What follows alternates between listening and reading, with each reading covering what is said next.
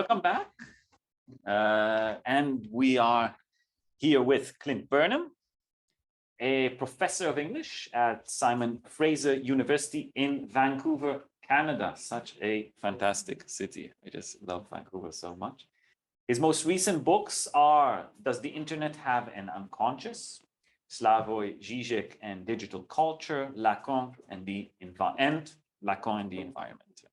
And these have been co-edited with Paul Kingsbury. He's currently working on a book on Lacan and the plague. And this is where we're gonna start things off, from the plague and particularly the notion of contagion.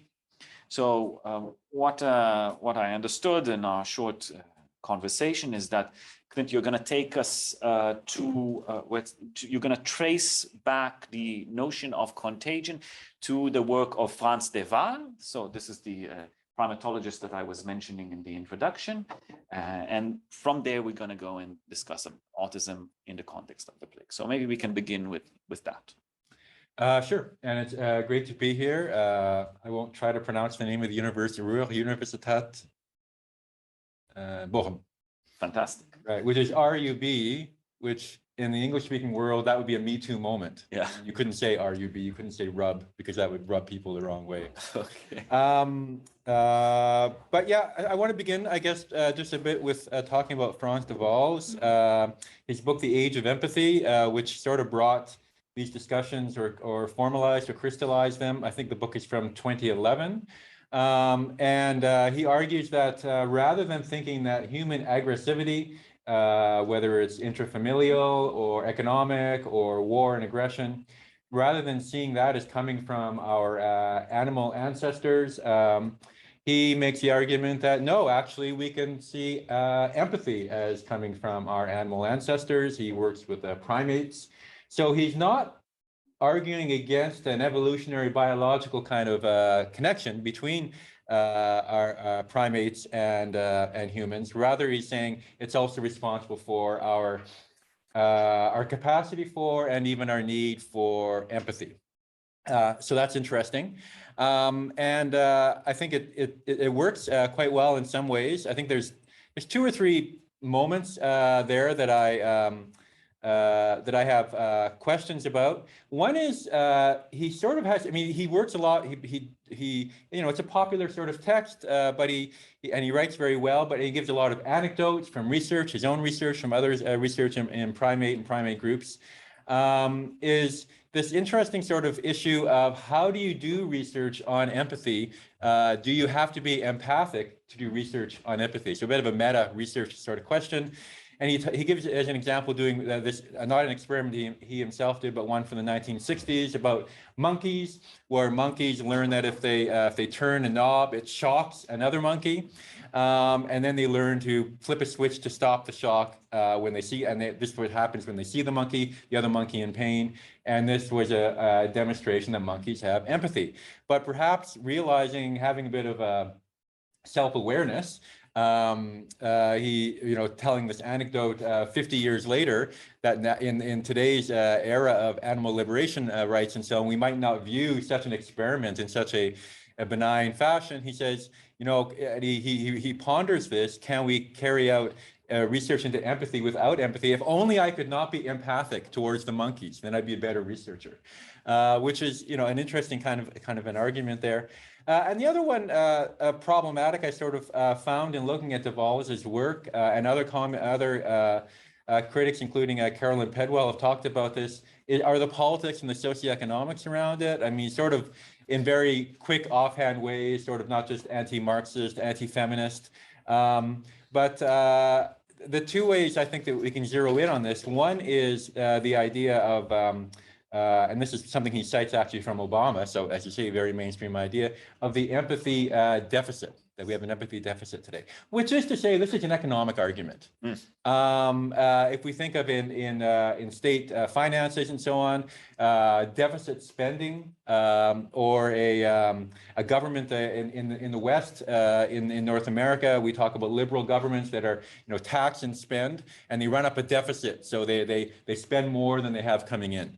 So which is to say that on the one hand, is the empathy deficit actually, besides the sort of finger-waving tenor that's going on there, is it because we had too much empathy in the past, and in the great 1960s and the civil rights struggles in the North American sort of context, but also in terms of this this question of the deficit and so on, or sort of an empathy deficit, it reminds us, this economic aspect, that empathy as a form of care actually today is also a commodity. People are paid to be empathic, whether it's the barista at Starbucks who has to pronounce their name correctly, or it's people working in long-term care facilities, nursing homes, and so on, which we've all obviously seen during the pandemic has been suffering a great amount of stress. So there's a commodification, a kind of labor aspect to empathy as well.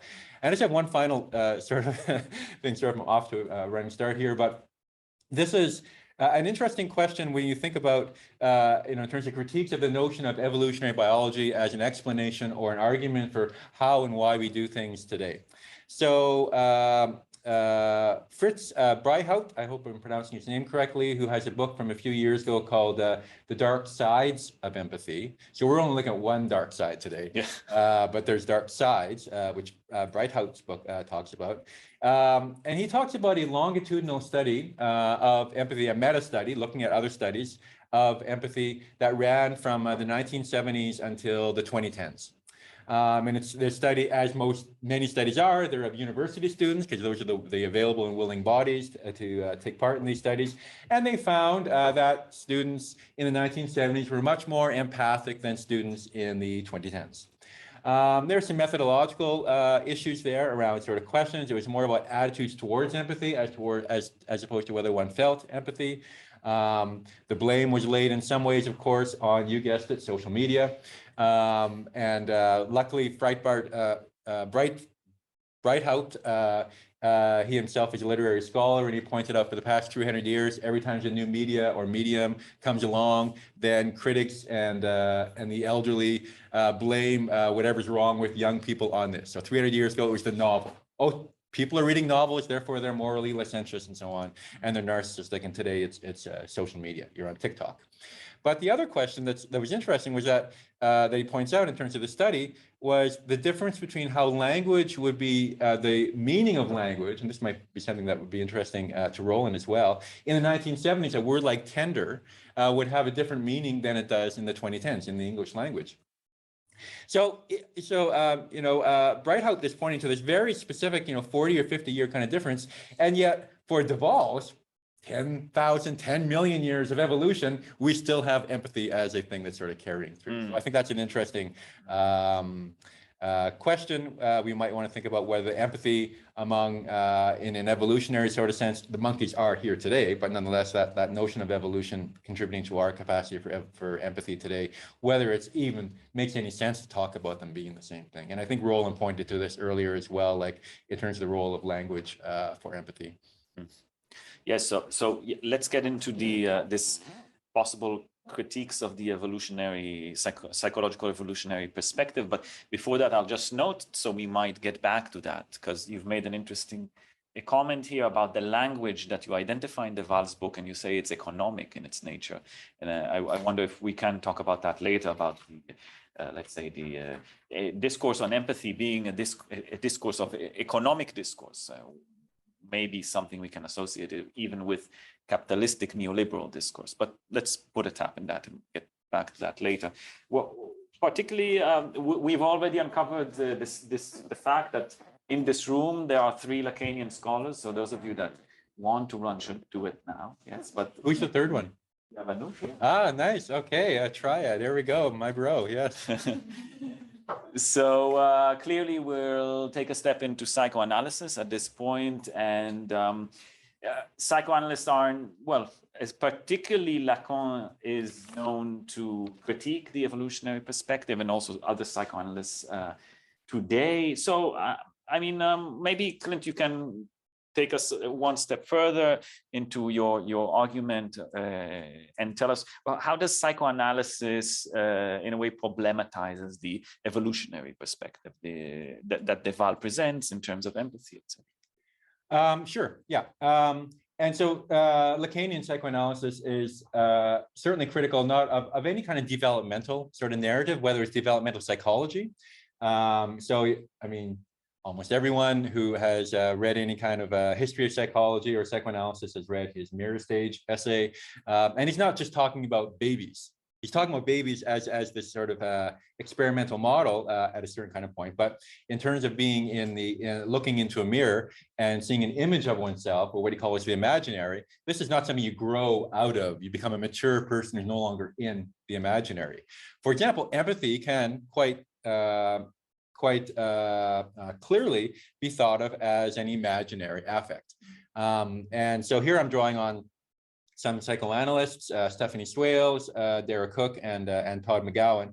And Stephanie Swales has a very good essay, A Lacanian Critique of Empathy. It's in an online open source journal called AWRY, A-W-R-Y, the issue that's sort of available right now.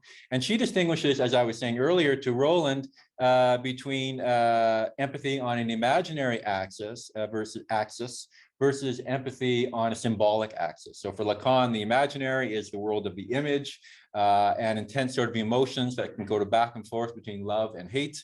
The symbolic is the world of language, of the law, of the so-called big other or le grand autre. This is the world of rules and so on, and coherence and meaning making. And then the real is that which cannot be represented in the symbolic. It's sort of traumatic, but also intense sort of pleasures, what he will call a jouissance, or the French word for almost a sexual pleasure, but really something so traumatic we can't handle it for very long.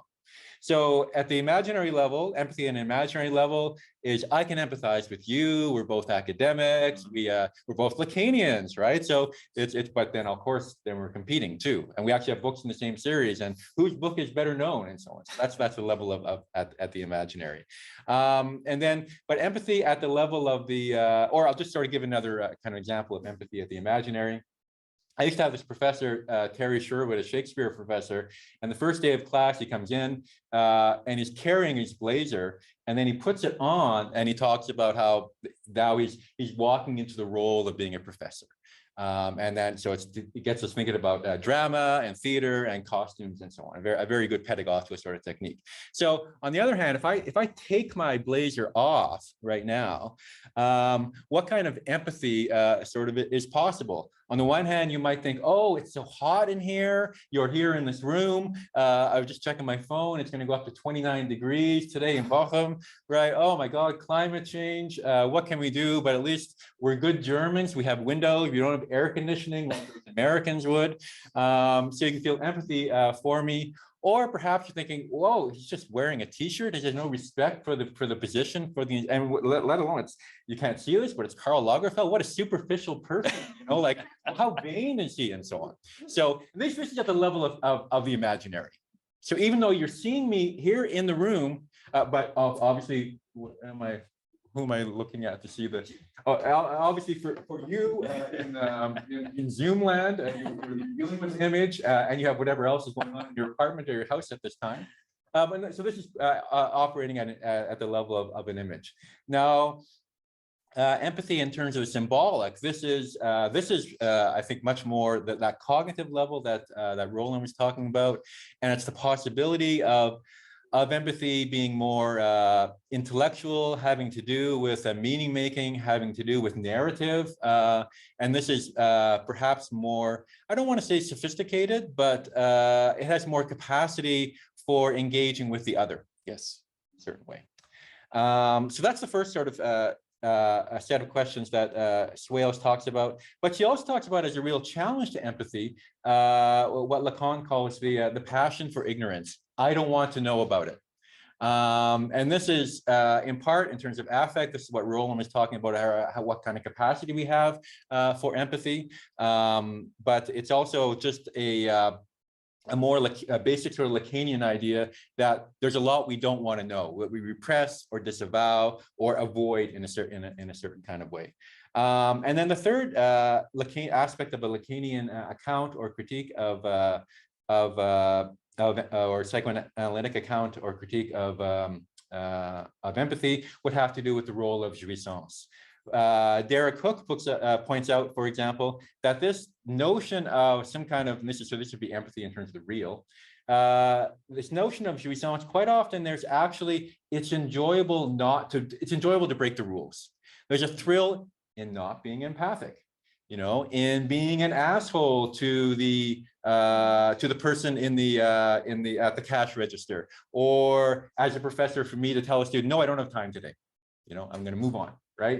If you didn't understand it, that's too bad. You should have come to class last week. So I would never say any of those things, but we can imagine this kind of. So this, which is finally to say that, and this is something Todd McGowan talks about. He said, he doesn't talk about empathy deficit, but rather than an empathy deficit, he talks about the notion of a jouissance deficit. That jouissance, enjoyment itself, is a limited quantity. So I think if somebody else is enjoying, then I'm not going to be empathic. And this is the argument that people will have about, say, migrants and whether it's housing or access to jobs and so on. Of course, there's always that dualistic thing where we blame immigrants for both being lazy and for stealing our jobs. Like somehow they don't win either way, right? But that's a notion that we don't have empathy because they have too much jouissance. We think, God knows there's not much real enjoyment in living in a precarious level as a migrant, but that's in that kind of resistance to empathy that goes on in the minds of the less empathic person. Mm-hmm. The racists. Sure, the racists. Yeah, let's call them what they are. It's an understatement, I would say. Yeah, I see. So taking it into this more psychoanalytic domain and thinking about empathy in terms of, as Clint said, jouissance, we might say there's some other terms, used outside of the Lacanian word, like libidinal economies. So basically, just to I think to emphasize your point here about non-empathic racism. So the question that is asked about racism is that, well, people have access to knowledge. They can read all about the faults of racism. It's very easy to open the internet and read all about it. People might know it even. They might know all these facts about the wrongs of racism, but they still keep on doing it, right? So we ask ourselves, why? And in this sense, and you mentioned Todd McGowan, and he makes this argument that racism is not a problem of knowledge. It's a problem of enjoyment, of jouissance, of libido. There is something about racism that has nothing to do with knowledge, with the knowledge about the other or lack of knowledge about the other. So I feel, Clint, that you're saying that there is something to empathy on that line. So it's something that works on the level of libido, of jouissance. And this brings us to the notion of contagion. And we see that in Freud already, right? He has this paper on mass identification. He has these examples of hysteric contagion, right? I think it's from this school, is it? I'm not. I don't remember completely, but there is a contagious dimension to libido, to jouissance. So I would like you to maybe now step into this field and tell us a little bit more about the link between empathy and contagion. Sure. So quite often, and this is to be found in researchers like Hatfield in particular, who's sort of key in the figure of talking about emotional contagion, or even a term that's come under a lot of debate in the North American sort of context because of decolonization, but the question of primitive contagion. Now, primitive contagion in the sense does not mean contagion among so-called primitive peoples. It means a more basic or rudimentary form of contagion. In the same way when Marx talks about primitive accumulation, he's not specifically talking about colonialism. I mean, he gives the example of Scotland, right? So primitive in this sense meaning rudimentary as opposed to having to do with non-Western peoples. But primitive contagion or emotional contagion or mood contagion, this is seen as being, and this is the affective, I think, contagion that Roland was talking about. What's interesting about distinguishing this from a higher order form of empathy, on the one hand, is that the fact of being contagion suggests how it moves from one person to another. Sometimes it's talked about as being hardwired in terms of mirroring and so on, or motor mimicry. but it's also as though there's no capacity for that one is not so much unaware of it happening, but unable to sort of stop it. So laughter is a good example of it, becoming emotional contagion. Yes. And you know, and this way in which it's the involuntary sort of aspect of it. But there's an interesting, again, the way in which this distinction is made between emotional or mood contagion and a higher order perspective taking that goes on for that's seen as key for empathy, is it's as though, and I'm using words like higher order, I keep meaning not to use them because I want to come to my point, which is to say that there's a hierarchy here between what happens in the body and what happens intellectually.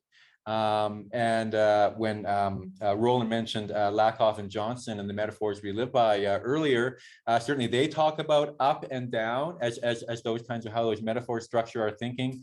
And critics like Mikhail Bakhtin, the Russian theorist, and Peter Stalabras, a British cultural historian who draws on Bakhtin, they will talk about the lower part of the body versus the higher part of the body. So they're looking at question of carnival or a Rabelaisian sort of text from the medieval era. And there's a hierarchy. There's an idea that our body is lower. It's a mind-body sort of split, going back to Plato in a certain kind of way. But here's an interesting kind of sort of fun fact.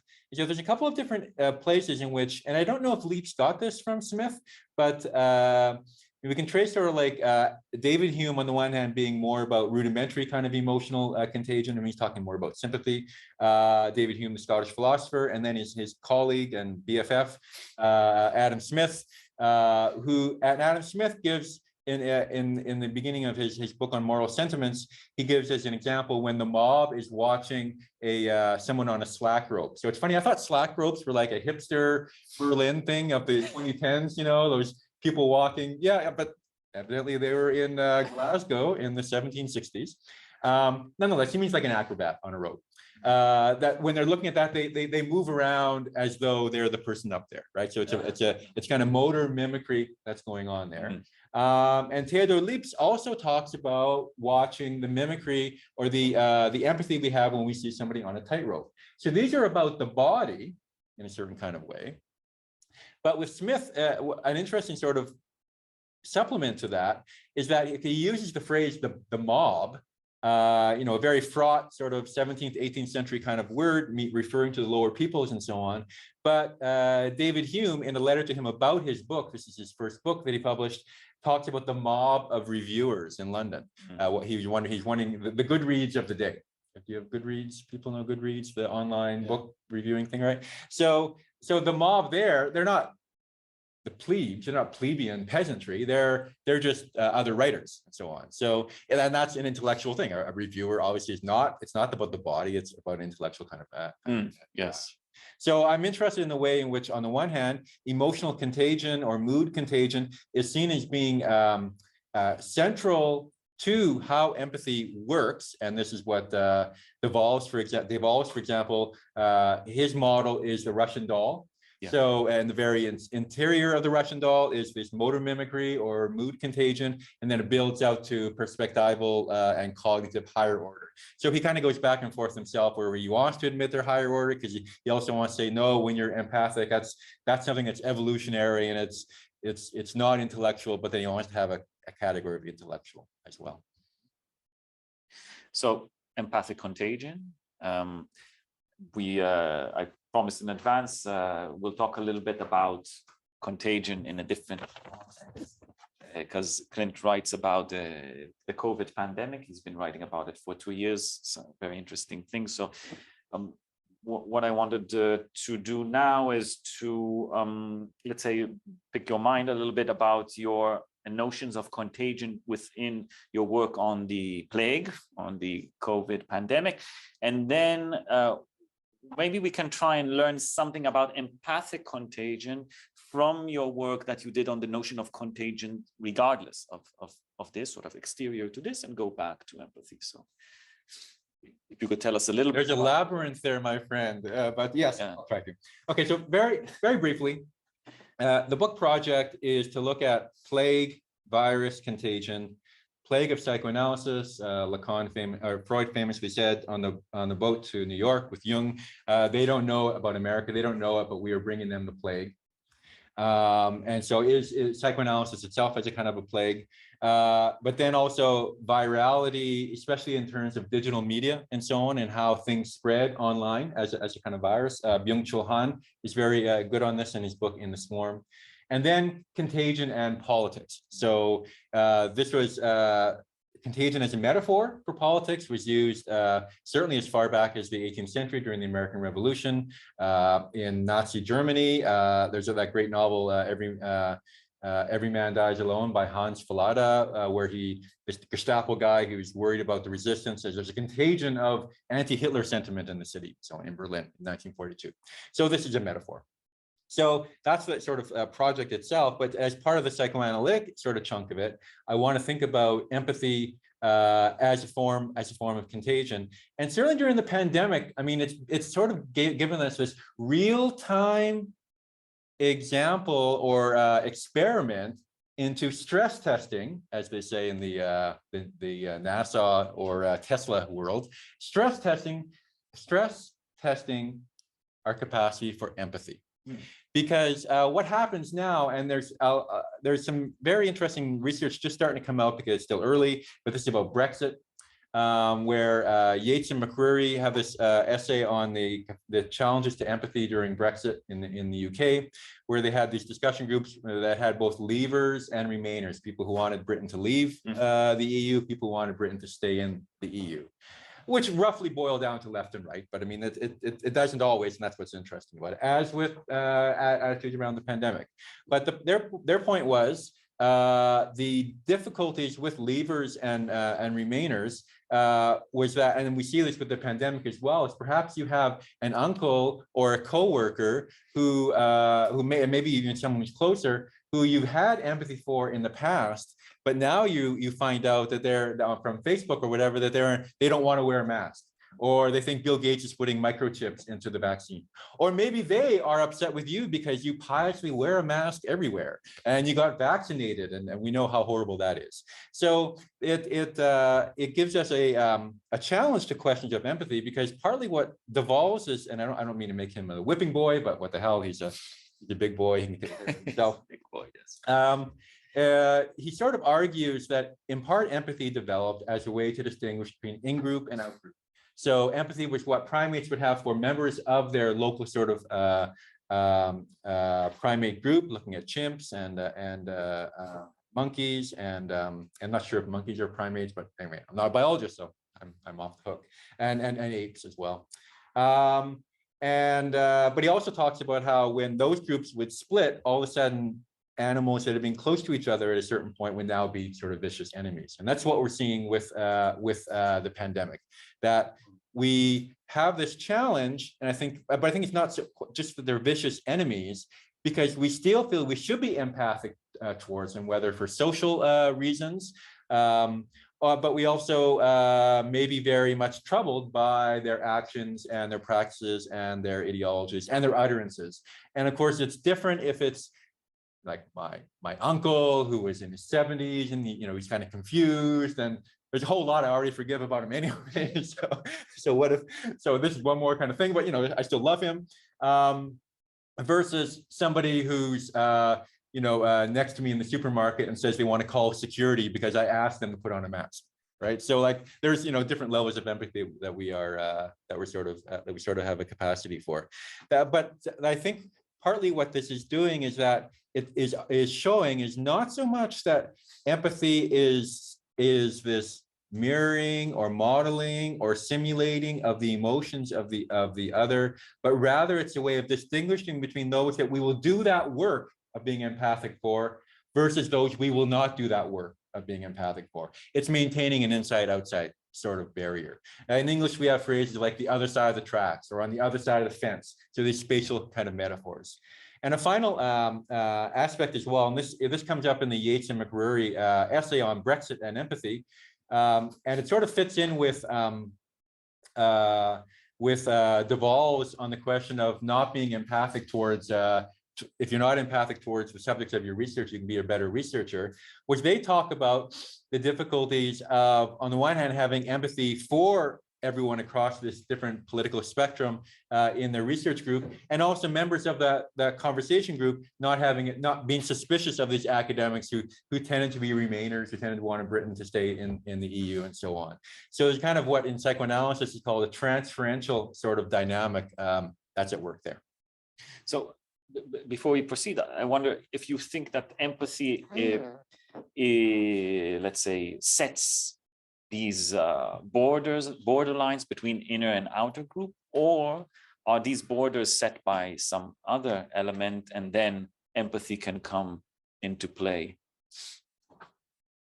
That's a tough one. We didn't agree on that question. Yes, that's more difficult. I would say, and not to be too cute about this, but it's kind of a bit of both. Right. I mean, I think borders they're established through various different kinds of practices and codes and ideologies, whether it's around like hardened borders, but even like when I came here to Berlin yesterday, the Wi-Fi changed when I got to Bochum on the train to Essen, then back to Bochum, you know, from the ICE Wi-Fi or the DB Wi-Fi to the Ruhr Valley Wi-Fi, right? So I crossed a border in a certain kind of sense. So there are those kinds of borders, not just symbolic, because you have to go through the work of re-enlisting in the Wi-Fi, but what empathy I think does is signals to us that there is that border. And when that signals to us that there is that border, there's a kind of performative aspect to that, then that border becomes more quote unquote real in a certain kind of way. And empathy signals the border. Yeah, empathy and lack thereof, sort of. And so a question that was asked earlier about coworkers or colleagues and so on who lack empathy, then that itself becomes a kind of a border, doesn't it? That's someone I'm perhaps not going to engage with in a certain kind of way, or perhaps if I'm really a Hegelian beautiful soul, I'm going to be empathic towards them. I'm going to have pity for this person who does not have a capacity to an emotional sort of capacity. Or I may think, well, Roland had a really bad day. He was in this accident, so I can't get him to care about my bad cappuccino. That's okay because I feel some sort of empathy for him. There's one more aspect of this question of during the pandemic. And so when I was sort of thinking about, and this goes back to some different philosophers and sociologists, Charles Mackay in his book on popular delusions, Gustave Le Bon, but also again, Byung-Chul Han. And that's about whether under the condition of a plague or some kind of pandemic, there's more empathy or less empathy qua contagion. And so Mackay talks about during the Milan plague in the early 17th century, all these other kinds of rumors would start spreading. People seem to be more susceptible to mood contagion, emotional contagion, to the spread of rumors themselves. But then the opposite is also true, and this leads to the Mobius that I'm going to get to. Yes. Because as we see today, sometimes we lack empathy precisely because we're being stress tested under the conditions of the pandemic. So let's go to the Mobian logic. This is a concept you're developing in your work. So yeah. So so the Mobius strip, which I think we're all familiar with, it's the idea to take a piece of paper, a strip of paper, and you give it one twist and then tape it together. Then you have only one side. It's a sheet of paper, but what formerly were two sides now are only one side. It's part of a category of things called non-orientable objects. Two other examples are the cross cap, which I don't really understand, but the other one I do understand is the Klein bottle. So the Klein bottle actually exists in 4 dimensions, and it's this bottle that kind of twists around into itself. A former student gave me a beautiful sort of example of this, which I always have near me when I'm in my home. So the Mobius kind of logic is sort of like the coincidence of opposites. And certainly this is something that we have seen during the pandemic. Now it's the conservatives who are out hysterically protesting. And it's the left Democrats who are following the rules, who are masking, social distancing, getting vaccinated. I mean, we're doing this, we tell ourselves, because we care about others, and I think that's significant. But it is a sort of a flipping of the script in a certain kind of way. Now, different theorists, including Zizek and McGowan and so on, have argued that this notion of the Mobius or the non-orientable object is fundamental, drawing on Lacanian theory, to what the subject, to what we are as people ourselves, is sort of coincidence of objects that's sort of happening there. And I think very much another kind of example of this might be the role that contagion plays around things like mass shootings or suicide. So if you think of in the past month or so, there I mean, not the past month, there's mass shootings every week in the U.S., but certainly the school shooting, in Uvalde, Texas, the grocery store shooting in Buffalo, New York, and one argument that these critics have written a new book called The Violence Project. I can't remember their names right now. They talk about, on the one hand, how to, because when people do mass shootings, quite often they're in a state of psychic crisis, and quite often it's suicidal. They want to take people with them, but they also want to die. But they talk about, and this is a mental health problem, and they talk about the importance of how to help somebody in this situation. Now, I'm not a clinician at all. I just want to make clear I have no capacity or expertise in this sort of area. But they talk about the role of emotional and mood contagion as a way to, and mirroring as a way to sort of engaging in this one-to-one discussion with the person. So if I don't walk in as this big psychoanalyst or therapist and so on, I sit down next to the person. So Leon, how are you feeling? You do active listening, you repeat things back to me. I'm not trying to, I'm being very reductive. But then so this kind of contagion, but they also talk about the mathematical modeling for how school shootings or mass shootings spread is one of contagion. That is to say that there's a certain kind of mimicking going on. And, this is whether it's through looking at people's online manifestos these days, or pre-internet, it was about newspaper reports and so on. And so it's both doing the Mobius logic there, to go back to my theme, is that contagion both can be a way to stop mass shootings, and it can be a way for mass shootings to spread. And the same thing works for around suicide. There's a phenomenon called the Verter Effect, the sorrows of young Werther, the great first novella by Goethe, the great German writer, which in the late 18th, early 19th century, he commits suicide because of he's lost his love. Allegedly, perhaps led to a spate of suicides. There's one person who, when she drowned herself, the book was in her dress. But Goethe was Europe's first literary celebrity. People dressed the way characters did in this book and so on. So it was very well known. Whether it led to more than one suicide is not known, but the Verter Effect is now a term used for the idea of suicide itself being contagious. But this also depends on how it's reported.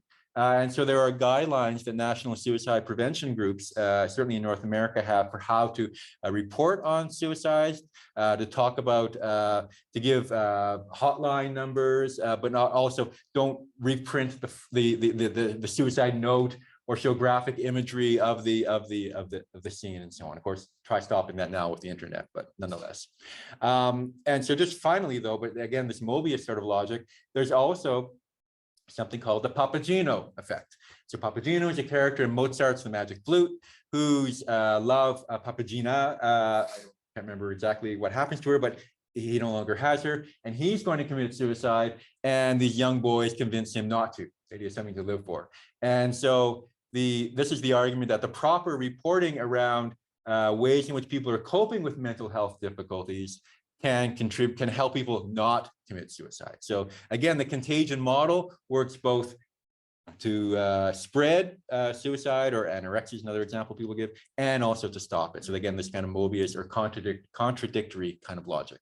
Right. So if I understand correctly, you're offering us to address empathy, particularly through this dimension of contagion.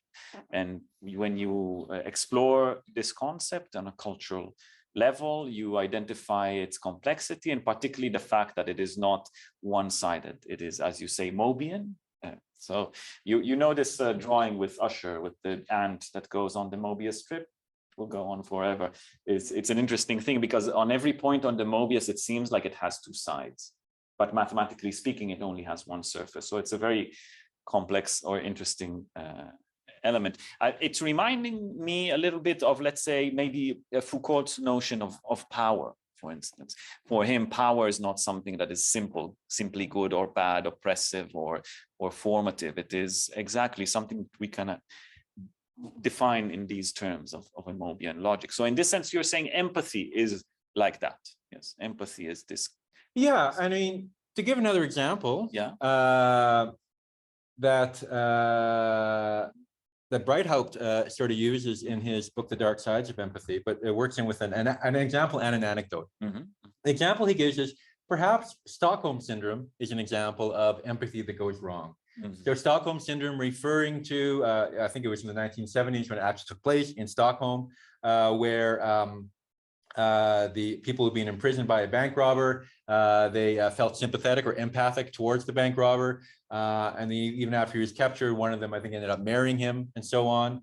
There's a great sort of pastiche on that in the film Die Hard, where this pompous psychologist, I think, is explaining the Stockholm Syndrome on TV. And meanwhile, you shoot to the actual scene, and they're dragging bodies across the office floor. So there's no Stockholm Syndrome going on there. But this is an example of Stockholm Syndrome, of empathy having gone in the wrong kind of direction. This is part of the argument against a more sentimental notion of empathy. There we might want to have an empathy deficit. Don't feel empathic towards your captor. But also Breithaupt makes this argument that maybe empathy is, maybe Stockholm Syndrome, that kind of empathy, actually is what goes on a great deal today in the corporate world with so-called team building exercises.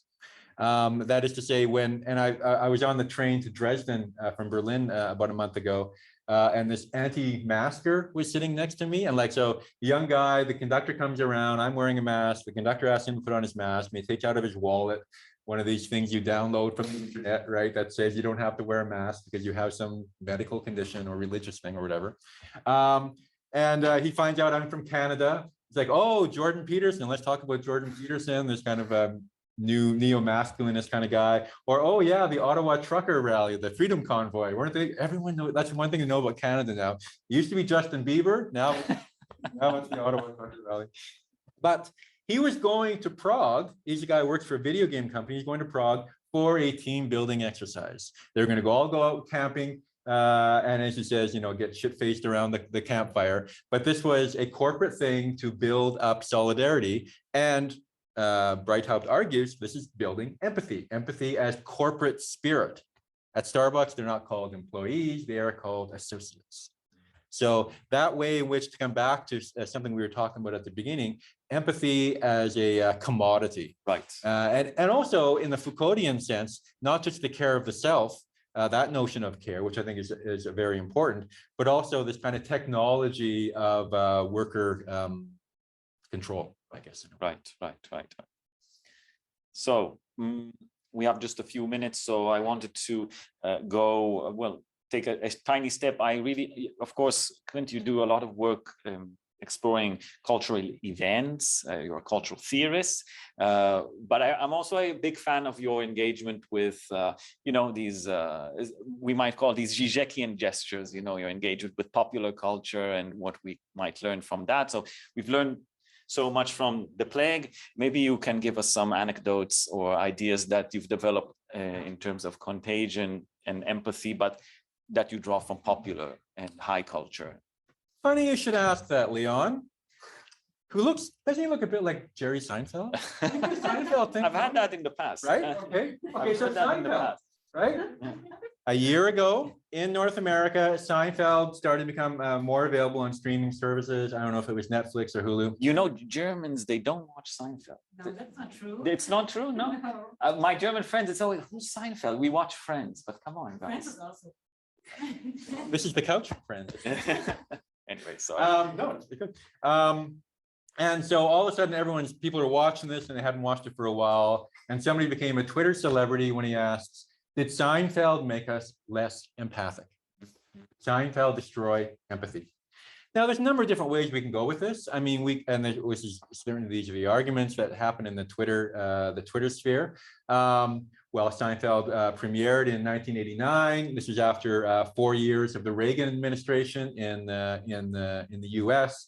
The yuppie sort of self-centered, make money, Wall Street, greed is good kind of thing, right? So there are many social things at work in eroding empathy, if that is in fact what happened. And secondly, but then there was very interesting, and I sort of want to read a thing that somebody said on Twitter. I think her handle was Fairy Goth Mother MD. She says, and this is a very de Waalsian kind of critique. I love when people think the mere existence of a single TV show could completely undo thousands of years of human evolution. Okay, so that argument. So I think this is not to give Seinfeld enough credit, but I think what's interesting about Seinfeld is that what's funny about it is, yes, they do lack empathy. They're idiots for their lack of empathy. And indeed, Seinfeld is not a show about nothing, as its tagline was. Seinfeld is a show about something, and that something is the lack of empathy. That is a something. It's not a nothing. And so I think that Seinfeld shows the humor at work when we see people who lack empathy. So I think it actually, Mobius again, it does the work of making empathy seem cool, because you don't want to be like those people on Seinfeld. They're idiots. Not like George, which is a character based on Larry Sanders. Right, but also George, there's a great scene, I think it was in the meme I sent you. He says, people, there's something called society, right? When you can't get on the phone or something. Right? It's for his own self-services, but it's a great anti-Margaret Thatcher argument, right? She says there's no such thing as society. Seinfeld is saying there is society. In the end, they're jailed for being asocial, right? Yes, exactly. And they go punished. They're punished. They're punished. That's the last episode. Yeah. Just the plot spoiler. Yeah. People still working their way through all that. Yes, it's on Netflix now. Yeah. Cool. Let's put a stop here, huh? Okay. And I'm sure there are many questions. So let's open the stage for some questions. Zoom people, Phil, welcome back. And let's hear from people in attendance first.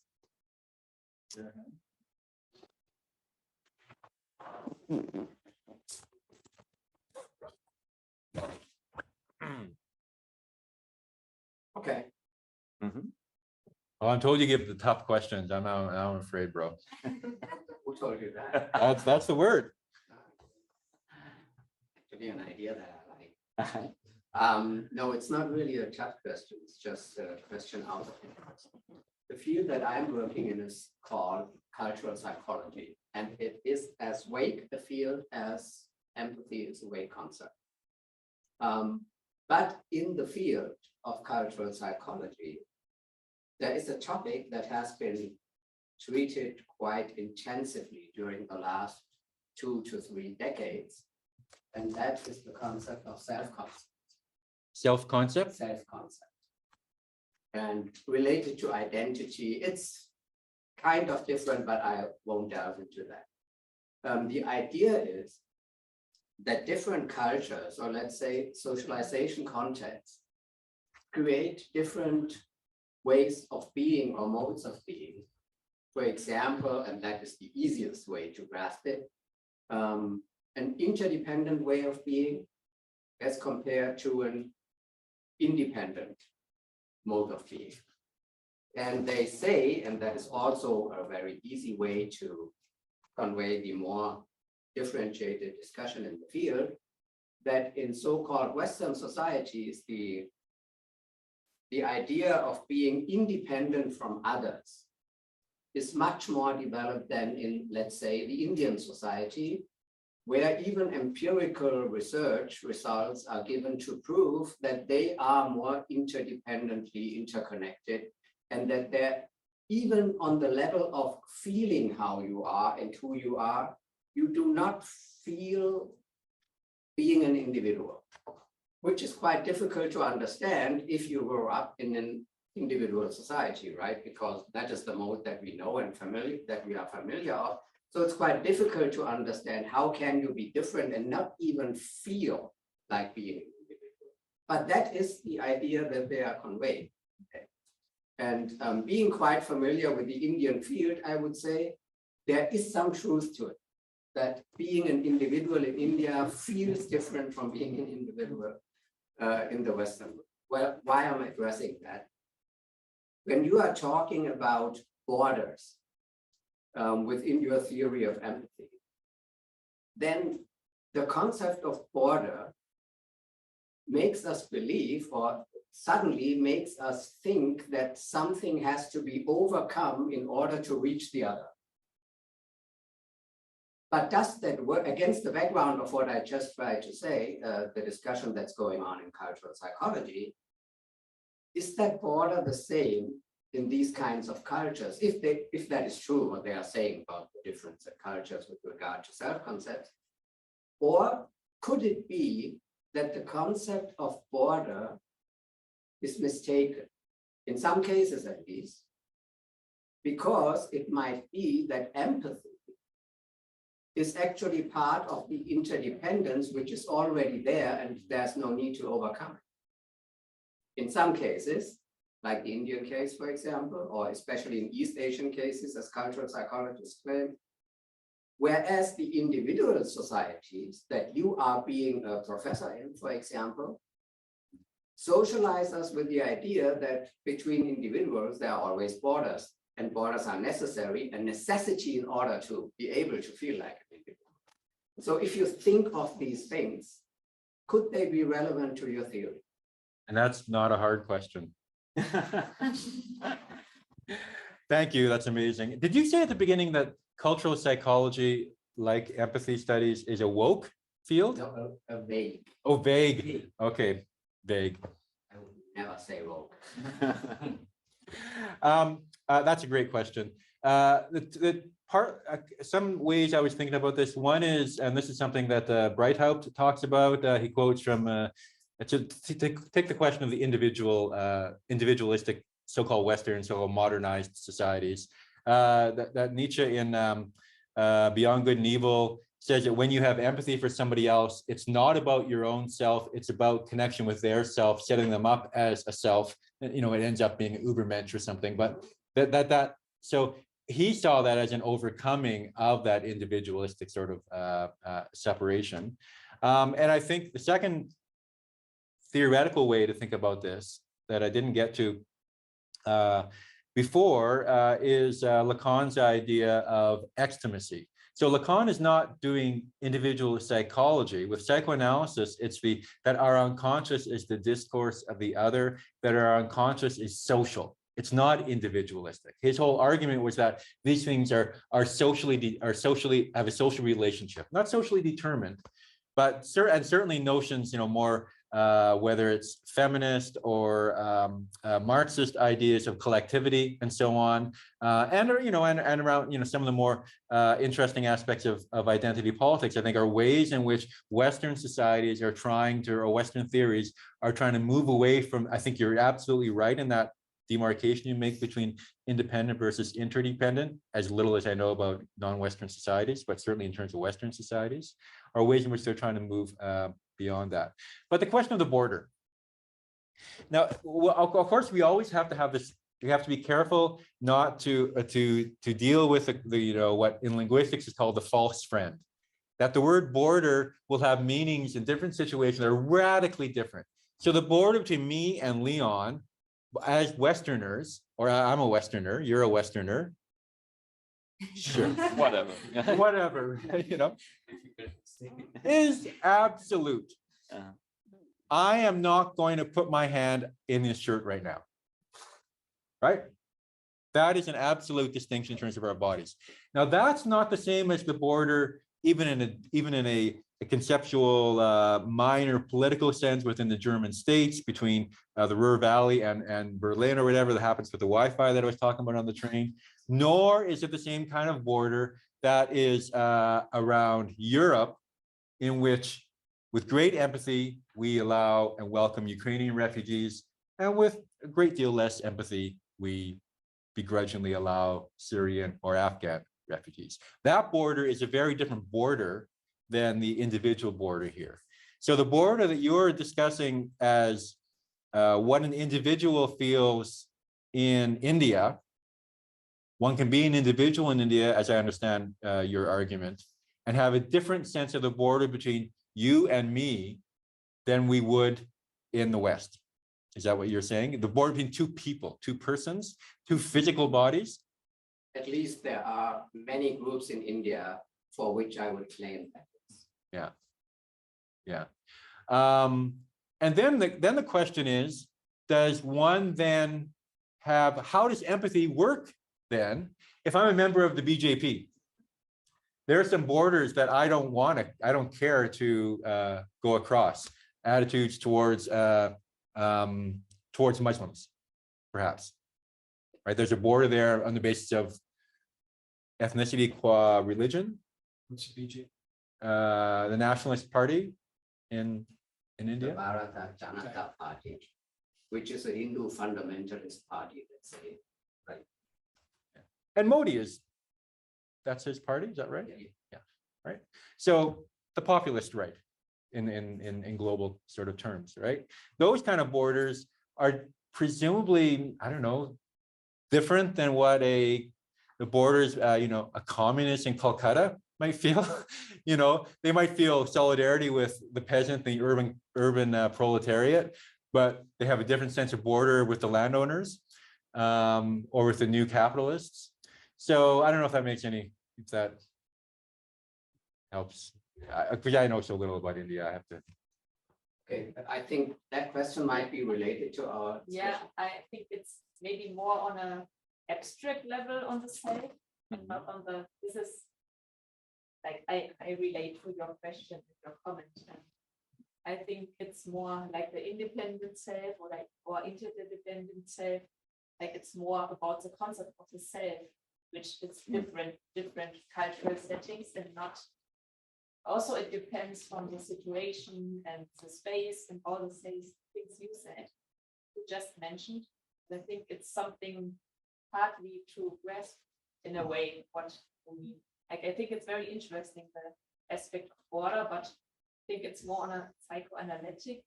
Well, on a psychoanalytic level, it becomes very important, the difference that I was talking about, because there are many Indian psychoanalysts, one of them sitting next to me, who would claim that that makes a difference even in the psychoanalytic therapeutical setting. So that tells you from empirical evidence, there might be some truth to what I've just said. So yes. It's not just mere fiction, okay? But let's forget about the BJP, which I like to forget about. Okay? Sorry to bring it up. I hope I didn't trigger anything. So let's forget about the BJP. There was a time before the BJP appeared on the surface of India, where India used to be a quite intellectual culture. And so let's take an example from that intellectual part of Indian thinking.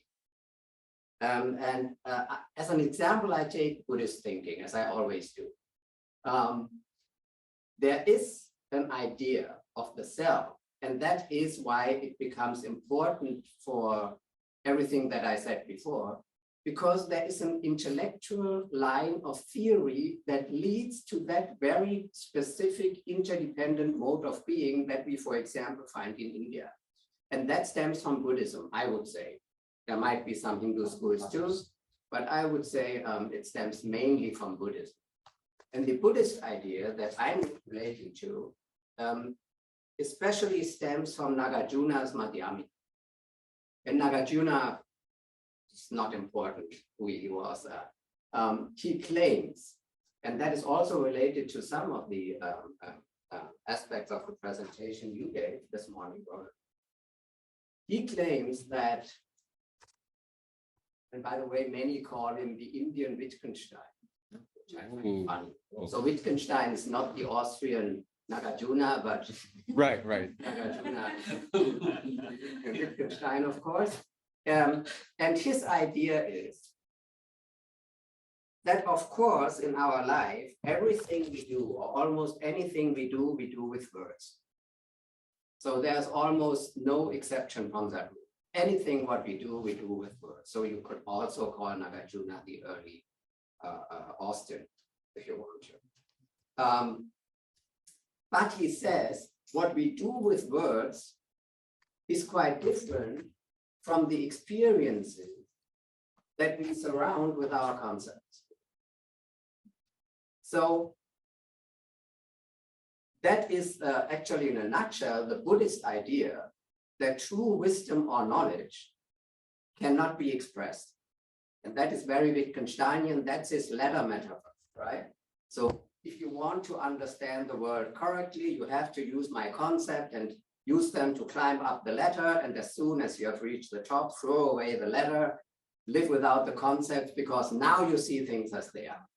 And that is a very Buddhist idea. That is why Buddhists love the Tractatus, by the example. Many Buddhist scholars have written on that thing. So Nagarjuna's idea now is apt to feed the idea of an interdependent self that can exist without any border towards the other.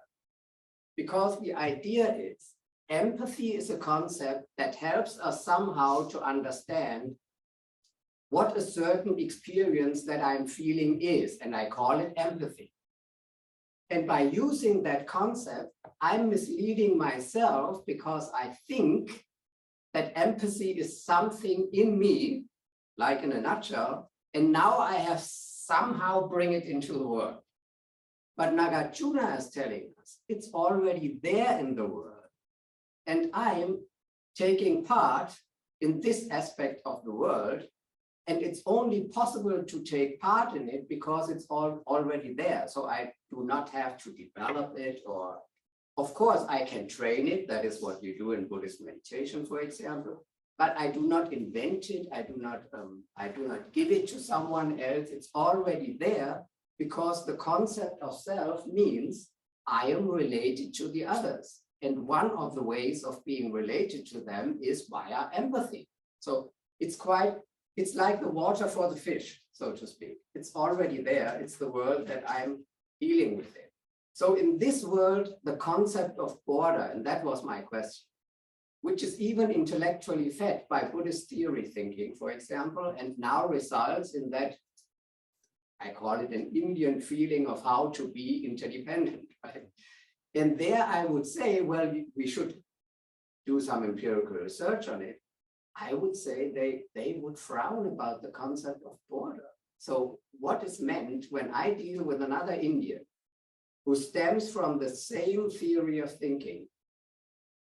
So what is meant that I have to overcome some border if there is no one? So actually the concept of border, according from Buddhist point of view, is causing more problems than necessary in order to explain what's going on. And that is what concepts do. Sometimes they do not really shed light on something, but they cause additional problems. And that is also a Wittgensteinian argument.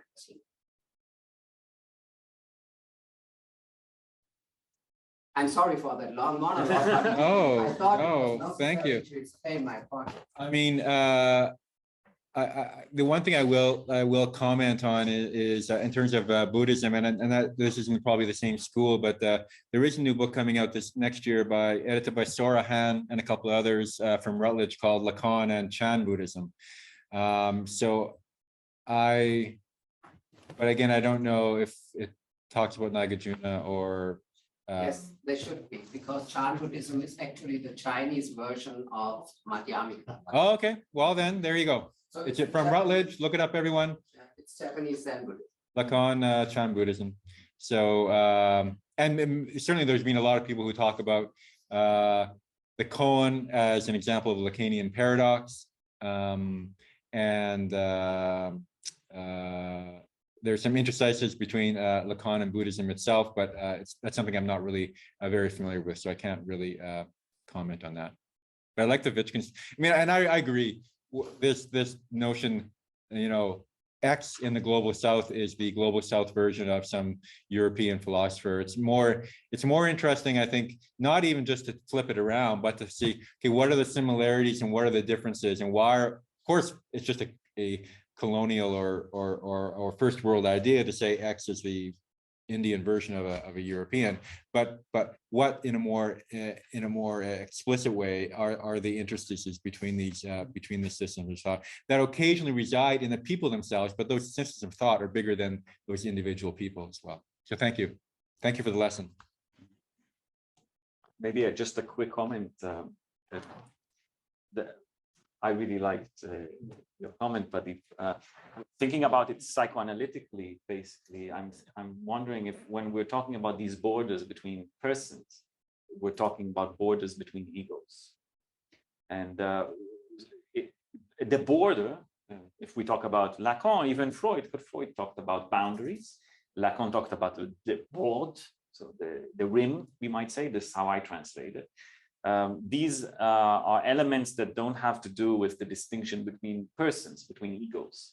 These are libidinal rims. Yes, what creates a rim to the body in terms of when we conceive of it as a body of libido, a body of excitation. Between egos, there are no borders, psychoanalytically speaking. These borders are as fictional as egos are. Sense. So as you say, we're already in a world where border is, we might say, generic in the sense that it's everywhere, as you say. There is nothing that is actually a border on the realm of egos. Now, bringing that back to what you were saying earlier, I think, about empathy, when we talk about this domain of egos, of ego constructions, Lacan is very much not in the trend of today's psychoanalysis, which is an ego psychology in a way. For him, it's not really important. It's not what psychoanalysis is about. For Lacan, the ego is strong enough, also for Freud, who said that the ego is never a master in his home house. So what do we do with the ego? But what Clint was making is a distinction between empathy on an imaginary level. This is the domain of the ego, right? Where we imagine that there is me and you and a border between us, and we have to now fight, or we're the same or we're different. And this is one aspect of empathy. But Clint, you're also making an argument for a different kind of empathy that works in a domain, not of egos, but of other kind of borders, right? Borders between signifiers, borders between elements that are shared in society. Yeah. So maybe, and as Clint was saying, I'm also, until meeting you, Pradeep, was completely oblivious to these strands of thought. Maybe this is a way that we can develop a certain interaction between both of your perspectives. And if you want to continue this, because then Dilek, but Dilek, it's a different question, right? No, it depends on what you said. I just wanted okay, so Dilek and then one small comment. Yeah. I totally agree with what you said. Just wanted to add the universal aspect of the self, I would say, at least, is that we are all dependent on others. I mean, you said the mode of being related to others is culturally constructed, and this is so true, I guess. But still, this ideology of Western, so-called Western societies leads us to think that our self is separated from relationships to others. I mean, I think I told Julian, I was dealing with the concept of self by Norbert Elias. As he says, it is more like an open personality structure. All of us are related to this. For example, if a close friend of us, or mother, father, who else dies, it's like within ourselves, the pain. We can feel the pain within ourselves because the person is not outside ourselves. It is emotionally and cognitively represented within ourselves. So just wanted to add that it is problematic that we have this ideology of so-called Western societies that individuals are separated from others. Homo clausus ideology. And bringing it back to what Clint was saying about the nearer stage in Lacan, for Lacan, every notion of the self, every identification of the self is done in relation to a specular image, to an other, or a small other. So everything that I might conceive of myself is established on this level. It is always a misrecognition, where on the other side we place, well, an image, which is other, or an other, which is other. Right? So I think that's very much nicely encapsulated in what you've just said. If there is nobody there, because we are. Well, No. I see some people, but let's hear you out. I think that see the angle you brought that, and it's Lacan, self-knowledge is not enough. You may go through a long process of analysis, self-analysis, and have self-knowledge, knowledge about what is wrong, but not change a bit. Yeah. Don't transform. Yeah. Even a little, or maybe a little. So the work has to be at the level of, say, choose. If you, yeah, I'm just building on what you say. Sure. Yep. So we may have politically correct theories of race or religion, and yet may not have transformed. Now, this is an interesting Lacanian, I would say, insertion into social theory or political theory, that things are made of more resilient stuff, that things don't transform so quickly, so easily, so obviously. Now, on the one hand, we have popular understandings of empathy, Leon's Barack Obama example. And on the other hand, this is a very serious point on empathy, that it's not obviously, you cannot harness it as an obvious thing. Now the question then comes up with respect to this, that if we have a theory of the self or subject, I'm putting it that way for the time being, not distinguishing between these two. Theory of the self, which is discrete, autonomous, separated, standalone, or aspires to be one. This is the theory of the self. Then what Pradeep is calling connection, interdependence, or what Roland also put it very well, I think, that the metaphoricity of being in the other's shoe, that what is the experience of the ground beneath the other's feet, say, for example. That faces a kind of, framing. On the other hand, the theory of the self is one of connection, interdependence. The mirror stage being one moment, because you are propped up also from behind. So without the big other, you are not even there as an autonomous individual. The Mobius being another example, that between the agent and the other, there is a Mobius. I'm thinking of the four discourses also. That between the self and the other, there is a Mobius. We don't know when we switch position.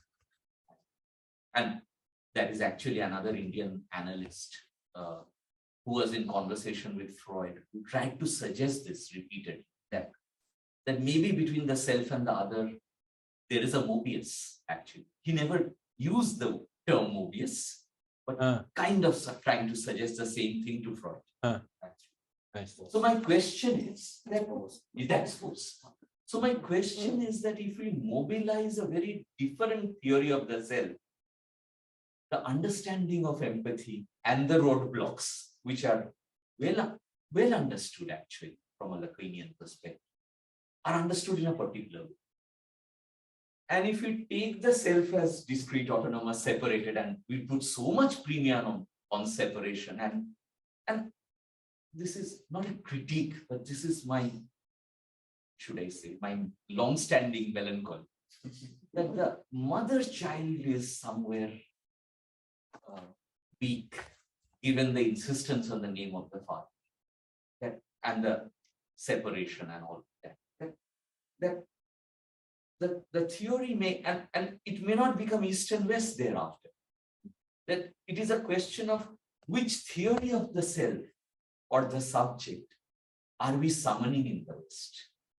Can we read Lacan's mirror stage, Mobius, as ways to harness the connection rather than the, let me say it now, there is no such thing as a sexual rapture. Ah, good. We're all there. Okay, so just write that down. Yeah.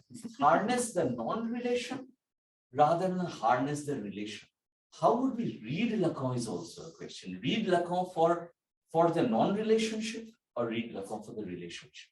I hear Pradeep that way actually, that he's perhaps also telling us that if you foreground non-relationship, you will have a theory of empathy and you will always tend to hit the roadblock.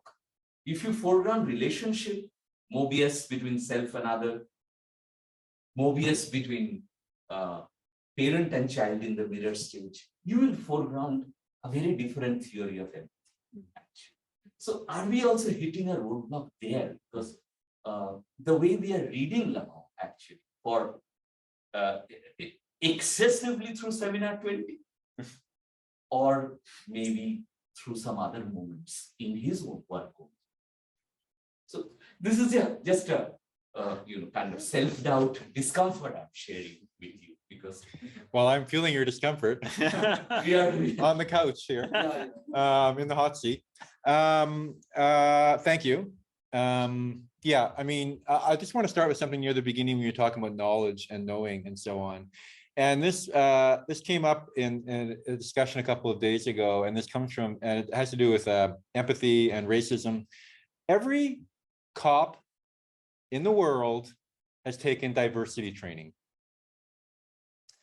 Every cop has been in a room like this, and a social worker or a psychologist or an activist came in and told them about the social conditions of Black people, of les sans-papiers, of the dispossessed, les damnés in their jurisdiction.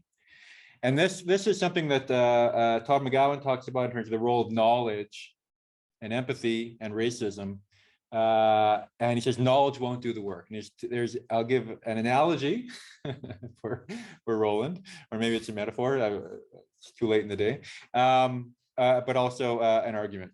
And this comes from Freud, from his essay on wild psychoanalysis, where he says that if somebody is in conditions of famine, is starving, that offering them a menu is not going to make anything better for them. So a person who is a racist, who lacks empathy, they are starving psychically. And being given a list of bullet points and a PowerPoint about how they should treat the drug dealer on their patch and so on is going to do no work. But then to get to your and the reason why, analytically, the reason why that is, these are actually attempts to do cognitive or to do empathy at the level of the symbolic, to use narrative, to use language, but also images, to reach people who affectively, in terms of the imaginary, are lacking empathy.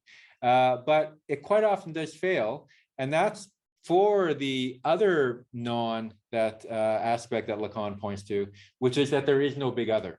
That there is no agreed upon authority figure that actually gives coherence to that narrative, to that PowerPoint slide deck. And then the other reason is what Leon was talking about, is because the lack of empathy itself is a form of jouissance, it's a form of enjoyment. One enjoys not being empathic. One gets a thrill out of that. But to come to the crescendo that you built towards in the conclusion, when you started bringing in the non-relation, so this is Lacan's argument that there is no sexual relation.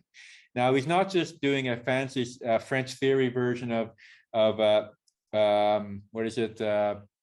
Men are from Mars, women are from Venus, the John Gray self-help book from the 1990s. Rather, he's saying that there is a non-relation. And he's not just, this isn't a cis heteronormative or cis patriarchal argument about physical or biological or gendered men or women. He's talking about these as psychic sort of states of how one enjoys male desire and female desire, or male jouissance and the other jouissance. But this question of the non-relation and its relation to empathy. If there is a non-relation, well, then how and should I be empathic towards my sexual partner? My sexual partner of whatever gender that they are, or genders, because it's not about, again, a heteronormative sort of argument, but rather sexuality itself is the name for that non-relation, is the way in which we try to deal with that non-relation, marks that non-relation in a certain way. So how does that condition, that fundamental condition that Lacan is pointing to, which is in tension with what I was saying earlier when he's talking about extimacy. So on the one hand, he's saying extimacy, desire is the desire of the other. We're always in this K-boy moment. What did he mean? What is his desire? Is this desire to in this question and so on? What is the answer and so on? That notion of that our unconscious is social versus this blockage, this roadblock, this anstos that sort of hovers between us in a certain way. And I think the argument for a Lacanian theory of empathy is not to disavow or repress or negate that very blockage itself. Is not to pretend in a kind of let's all hold hands and sing Kumbaya fashion that all we have to do is care about others, right? Is care for each other. Because again, and just to come back to the example given earlier, I think the immense reservoirs, maybe they're running dry soon, but the immense reservoirs of empathy for Ukrainian refugees versus the empathy deficit or the empathy fatigue for Syrian or Afghan refugees, Afghan and more recent. These are, this is the past year and so on, with the American pullout from Kabul. So I don't know if I answered your question, but I think what Lacan helps us to understand, the very negativity of Lacan is a signal of the work that we have to do, and not simply to be mired in wishful thinking. But thank you again. That was a great statement. So let us stop here. Leon, thank you to those in the room and to those online as well. It's been a real privilege and an honor to be part of this project, to hear Roland. I look forward to this afternoon as well. Yes. And now we're having a lunch break, and we're meeting Lizzie Shepherd when we come back. So we're going to talk about autism, empathy. It's going to be very interesting. We're back in 1:40. So enjoy your lunch. Okay.